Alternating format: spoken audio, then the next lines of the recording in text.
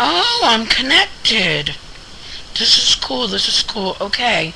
Hi, everybody. I didn't think it was gonna work. Cause well, see I have little rants about using this new technology. I want to talk about borderline personality disorder.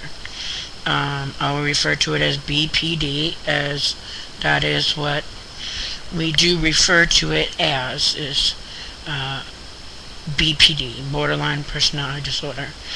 It is, I won't say the most difficult, because all mental challenges, I don't say illness, because they're not illnesses. Illness is cancer or something that can kill you, but mental health is, okay, I'll keep my Freudian views out of there, and my philosophical views. Bottom line is, you're almost kind of lucky if you get a diagnosis of bipolar or chronic depression or anxiety, because all those can be treated with medications. Borderline personality disorder, BPD, has no medication because it is not a chemical imbalance. It's not something, it's not an illness. It's something that, I'm not going to go into it, but childhood traumas usually, and that's my case, childhood trauma, when I was very, very young, when I actually created my BPD. And that's what most BPDs don't know, and a lot of people don't know, is we created it ourselves as very small children. It was something so we could handle ourselves, because we feel, I'll speak for myself. I can't speak for all BPDs, but I know me. Part of my BPD is I feel things like so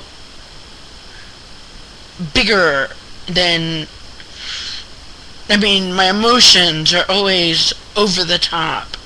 Whether I be really, really angry, or really, really happy, or really, really fun, or there's always gotta be the extreme. And that's what's gotten me in trouble my whole life, living in extremes. And I just hope maybe some young person watches this who's just learned of BPD and can maybe learn something from me. Number one, BPD, we show up, most of us, I can't say all, but I'd say a good majority, we would hurt ourselves.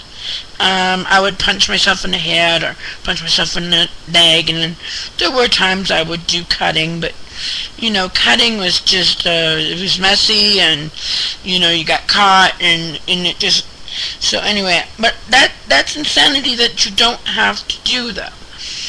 And what I want to teach you young people, or you new BPDers, bleed on paper, or bleed like I'm bleeding now. Get your microphone on, get your headphone on, talk it out. Get to your typewriter, type your feelings, type them, type anything. The most hideous words, if you want, just get it out so you don't hurt your body. You don't want to burn your body or cut your body, or it's not your body that you're angry with. It's your mind you're angry with. But don't beat your head either. I'm trying to say, please, BPDers, please be careful with yourselves.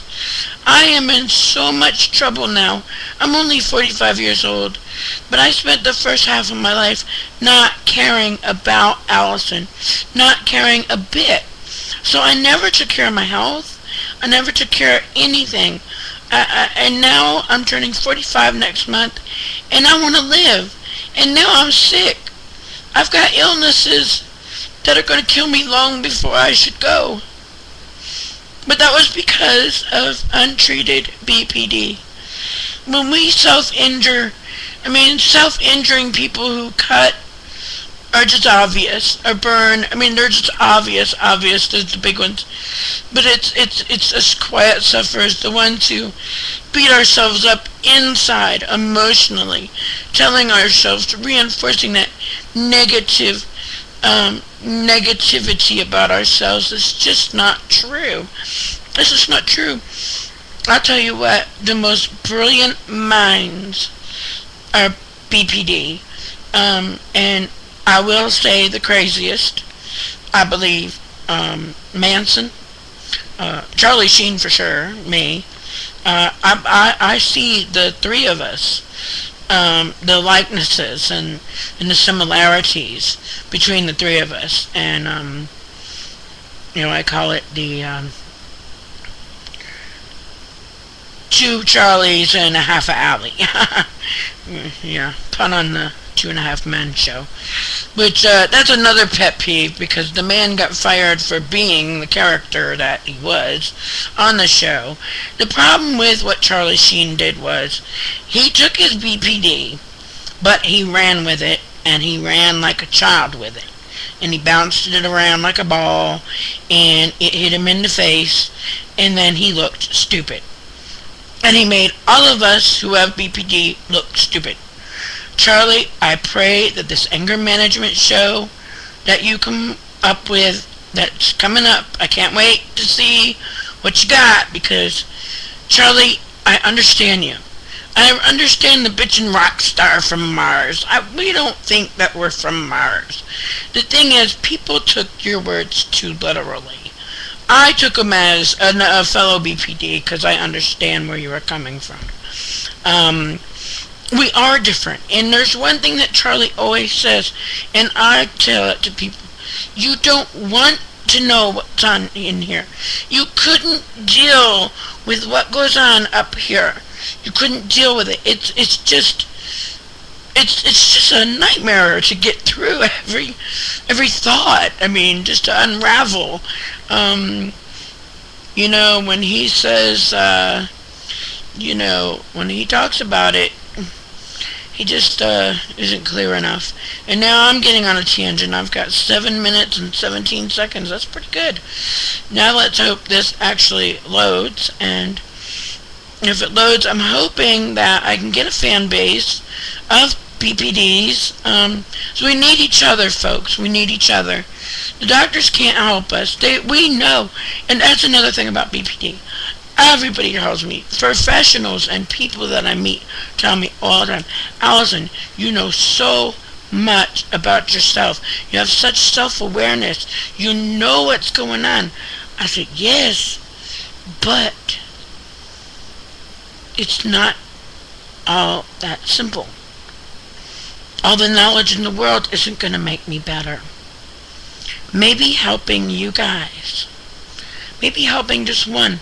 If I get a 1,000 hits on this, and only one girl or boy, I say girl because it's usually boy, if one person, especially a young person, grabs hold of anything I have to say to change their life, and no, you're not defective.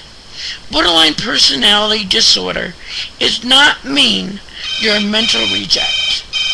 It just means that you have different ways of viewing things and thinking.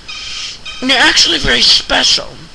And that's a very special friend calling, and I'll get her. She knows.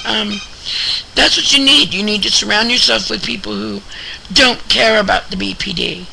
And, well, you want, not that they don't care. If they care enough about you, they will want to understand BPD.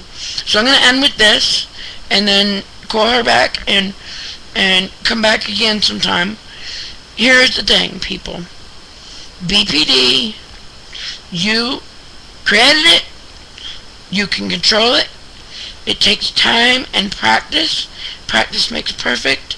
I'm saying things that have been told to you since you were born. But don't hurt your body. Don't hurt your body, because your body is all you've got. I destroyed mine so bad that I'm 45 years old and can't do the things that a 45-year-old person should be able to do and want to do. So please, please, people, go easy on yourselves. And don't blame anyone. Don't be mad at God. Don't be mad at your parents. Know that you're special. you're special, you're different. And if you can learn like I do, people are attracted to my BPD sometimes. And then I say, well, spend a weekend with me, and I'll feel that way. Oh, I got off on a tangent. Here's the thing. One book. There are tons and tons and tons and tons of books, self-help books, and books on this and books on that, and the DSM and DSVM, and here's the book. It'll probably cost you $5.99. Maybe you can get it free on Kindle. I don't know. I haven't looked. It is called I Hate You, Don't Leave Me. It is a little paperback book you could read in one sitting, and then you use it over and over. Flip through it. You will learn about yourself. And if someone loves you enough and wants to understand you, you put that copy in their hand and let them read it. It's a simple little book that illustrates the fundamentals, just the basics of what BPD really is. And just try to have a good attitude about it. Learn what you can. And drop me some notes if you think I've been helpful. If there's something else you'd like me to talk about, I'm here. I love this, and I love to help people. And if just one person can stop hurting themselves today because of what I had to say, everything I've been through is worth it.